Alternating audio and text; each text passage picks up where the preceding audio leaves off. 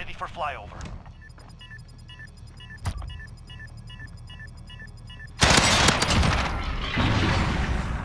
Stay hungry. There's more where that came from. Hello there, ladies and gentlemen. Welcome to another video from the Lord.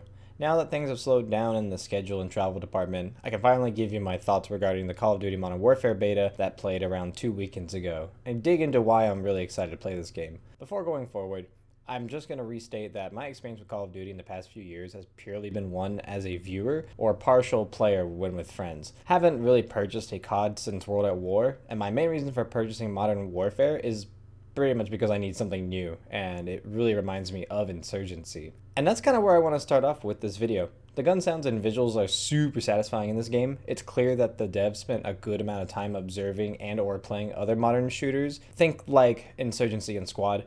Because of the way the weapons move, shoot, and sound, they're just super heavy when compared to recent CODs, and that for me is the major turn on for the game. That being said, the movement in COD is usually what really makes me unsatisfied with the game, but in Modern Warfare it's not really an issue. The map design seems to cater to that slower pace, and the overall just flow of the lanes are just super good. Crouch spamming is still a bit of an issue, but it's nothing like in other titles, and although drop shotting may net you like a kill or two, it's not nearly as powerful like it used to be back in the day. Moving on to like the time to kill, which is a pretty touchy subject for the more competitive players in FPS space in general, but the TDK feels almost perfect.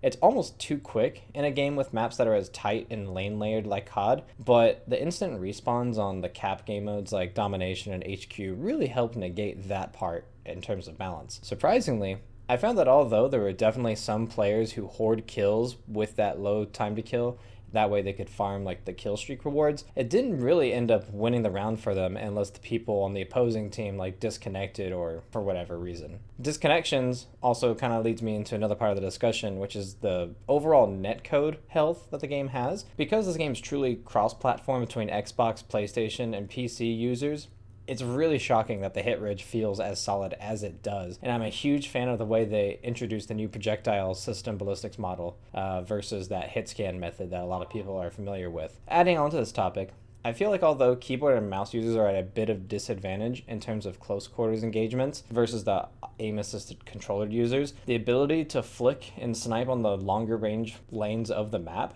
really seems to balance out that aspect of play.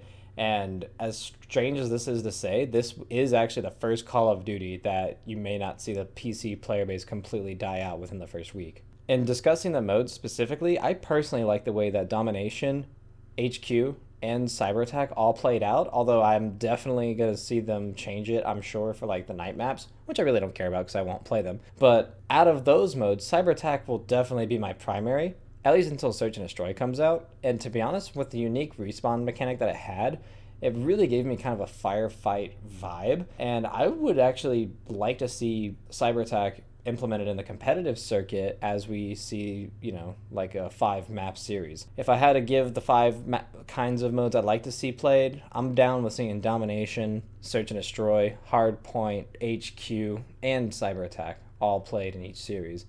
The beta also had that big ground war game mode, like in the latter part of the weekend, but honestly, I didn't enjoy the map design or flow that it had. So I'm not really going to say anything about it other than to just let you know that when the game launches, I'll probably never queue up for that mode willingly. Also, although at face value, there doesn't seem to be any atrocious methods regarding the microtransactions that are going to be utilized to make the game pay to win, my biggest fear coming off the beta is that Activision will find a way to get that bullshit implemented. And honestly, as much as I hate to say it, as long as it's purely cosmetic and not pay to win, I'm willing to kind of just ignore it. I know that's crazy. I can't believe I'm saying that. But truthfully, if it's purely cosmetic, I do not mind seeing it at this point in time. Moving forward from here, I'm definitely going to say that as of the time of this recording, I'm probably going to be playing a whole lot of Modern Warfare when it releases. There will probably be a lot of mess ups on Activision's part that will convince a lot of people that they shouldn't or that I shouldn't, but we'll have to see if that happens. And I'm just hoping that I can transition my skill sets from Insurgency and CS over to Modern Warfare. That way I can start producing the type of content that I want to do, as well as offer something to players and viewers alike. You guys should definitely expect to see a lot of Big Fry and Riot alongside me as the game drops, because I know that they're going to be playing a lot of it themselves, and honestly, those are my boys. Like, those are going to be the guys I play with, so you guys will be seeing videos with them here moving forward. And honestly, if you guys are enjoying the extra commentary and content that's been coming out for me in general, make sure to follow me on both Twitter and Twitch. That way you can know whenever I go live. I'll put the links down in the description again. And until next time, make sure you rest well, recharge, and enjoy peace of mind.